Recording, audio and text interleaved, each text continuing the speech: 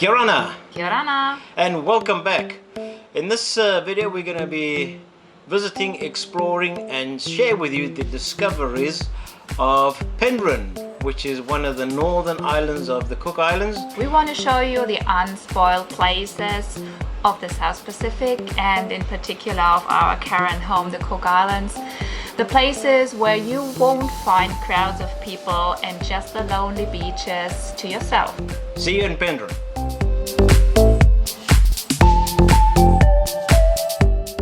How did we get to Penrhyn? By now you probably knew we took a North Island trip, which started off in Puka Puka, took us to Manhiki, and here we are in Penrhyn. Penrhyn is 1,400 kilometers from Rarotonga, which is the main island of the Cook Islands, but about 20-minute flight from Manhiki, so short and sweet for us at least. It's in the middle of nowhere and it is a fantastic lagoon, and it is the biggest one on the Cooks, so it is about 230 square kilometers. We've been to some of the others. This thing is massive. Population of Penrhyn is 226 people. They're typically located on 2 islands. So arriving, as in with many other islands in the Cook Islands, it's a short little runway. It's a coral runway, a little bit bumpy, so small planes can land, definitely no big planes. Little hut as a terminal with a couple of people waiting there on us.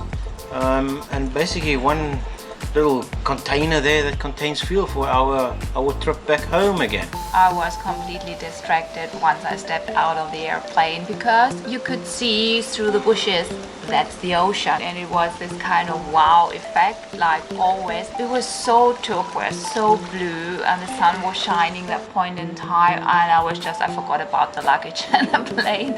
Short walk, not very far, about 200 meters to our accommodation, and the accommodation was fair for an island out there in the northern part of Cook Islands, very far removed from everything, but it was very comfortable.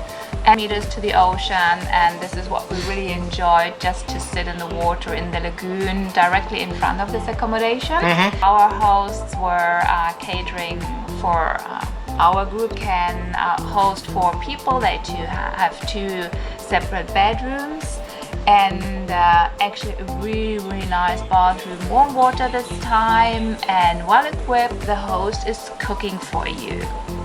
Great local food in the morning for lunch and also for dinner time. So as usual, a lot of variety, a lot of fresh fish, a lot of fresh produce produced on the island. So definitely way too much as always, but absolutely tasty. The sunrise is right in front of us over the lagoon, and the sunset is behind us over the ocean, and both of them are amazing. They're those moments in life that you just become quiet and awestruck, just enjoying the atmosphere. Absolutely beautiful. Yeah, just remember you're in the middle of nowhere. There is no light pollution around, so what you see is purest nature. When you're out there in those islands, you gotta take some stuff with. If there's anything special you like or anything special you prefer to have in the mornings or at dinner, take it along, because there's no shops and they will provide you with the basics.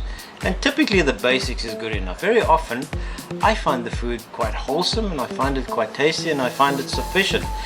But I'm one of those that when I get very active, I need a little snack during the day. So muesli bar or whatever, we would recommend take it with, because you're not going to be able to buy it in Penrhyn. There is no pharmacy and there is a hospital, yes, catering for the emergencies, but for your particular medication, take it with. Also, if you want to have some plasters and the usual. If you're going to go there, there's very little for hire, so actually there's nothing for hire. If you're going to be snorkeling, you're going to be diving, bring your gear. If you're going to surf, windsurfing, kite surfing, bring your gear. Drive through this main village, Omoka, on Penrhyn. I have to say that the difference to the other islands is that they do have the solid houses made of stone. But they spend a lot of time in their gardens, they spend a lot of time in their vegetable patches. Everything's neat and tidy. The roads are kept neat. You don't see any litter anywhere unless it's been washed up in the big Pacific. All that's plastic. and it is really spread across, so you really have to drive for a while. It took us about 20 minutes to get through the whole village from the beginning to the end. So we have to say we didn't drive very fast. We didn't drive very fast, that's true. We could drive on the lagoon, a little boat. There's not many big boats there. Actually, I didn't come across any big boats. It was a little boat with an outboard motor. The people of Penrhyn are very much connected with their lagoon and what's in the lagoon. Marine experts that have been to Penrhyn had some footage taken of what's in the lagoon, and they were terribly surprised because this particular lagoon has 3 passages.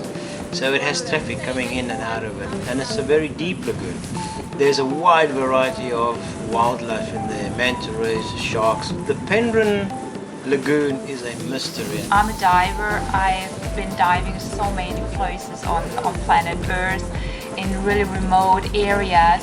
But Penrhyn, it gave me a little bit of a kind of cold shivers when I was just thinking jumping. Exactly, jumping into the water. If it's about sharks, and they called it the Shark Lagoon, and they said there are so many different types of, and they are absolutely in touch with the locals. They are obviously connected to their nature, which is great. For us it was really scary, so because they have these kind of light blue spots in the middle of the dark lagoon areas where it's pretty deep, and you would be seriously tempting. It's tempting to get in go into, but you have to hold yourself back. There's many of these little areas within the lagoon. They're not even islands because they don't stick up above the surface, but the water is so pristine, so clean. You can see very deep down, and you can see all these blues. It's so inviting. I wanted to go in, and she said no. So the only place I went in was off the shore, which itself got deep very quick. And the minute I got in, there were sharks. Well, there was black tips and nothing, so not serious. But all the variety of fish, trevallies, within minutes, you could virtually see everything, and not small. Motos that we visited while we were out there on this big lagoon. I have to say, while we were out there in the big lagoon, when you pass the passages, the water gets a little rough. I mean, we got a little bit nervous on that little boat once or twice. But then as you get closer to the motos again, the water changes all these amazing blues. And the motos themselves were fascinatingly beautiful. Completely isolated, not a soul on there, quiet. And that's the stuff that we love, is the quietness, the isolation, the reconnection with the lagoon. You start feeling I guess what those locals feel. You start feeling that connection. It's absolutely undescribable. The things we did in Penrhyn was bought some jewelry from some local crafts ladies, jewelries and hats. We bought there that they made from shells, and we also visited schools, and the kids were very, very keen to hear what we had to say. She couldn't resist making a speech. The kids are at school and they're sharing a classroom across the different ages, and so you have the little ones and then you have the teenagers all in one room gathered, and everybody has different questions, and it's always about where you're coming from and how this country looks like. Also, we told them a little bit about our journeys, and so cute. I wish I had that kind of school building in my previous life, directly on the beach. So you have the most beautiful classroom on earth. What we experienced is, again, island life, the beauty, the quietness, the space, the freedom, the ability to completely really breathe and not stand in the queue or buy tickets for anything. It's always a highlight. It's always my number one highlight. In the same way, crossing the lagoon, crossing the atoll by boat, for me was just like, that's mystical, because it is so big, you can't see the other side of it, you're in the middle of nowhere, and it is so amazingly beautiful. It was a great place, also not knowing what's underneath. The people are, they are so far away from each and everything, and they are so down to earth, they are so relaxed, they are a little bit different compared to the rest of the Cook Islands. They are open-minded, but they are so close to, let's say, rather other island states than they are to Rarotonga or to the Cook Islands themselves. You can see the people, their heritage, they look a little bit different, they're a little bit darker, and they refer to themselves as Tongarevans. They don't talk too often about we are from Penrhyn, so it is a very cultural thing on this island too. Penrhyn is truly one of those unspoiled islands. It's truly an island that is simple and basic. And if what you want is to get away from where this crazy world is going, you want to get out there. You want to know more? Check us out. We're on all social media. We have all our different videos which we invite you to take a look at. We have a lot of information on our websites, a bit more infographics for you. We have some posts, and then we have our ebook. All the information we've gathered during our visits, all in one place, so that you can, when you do go out there, very quickly get around, know what to look for, know what to ask for, and in your planning process as well, it'll come in very handy. On that note, from Penrhyn, actually we're now speaking to you from Rarotonga. Ka kite! We'll see you around at the next island. Meita ki maata.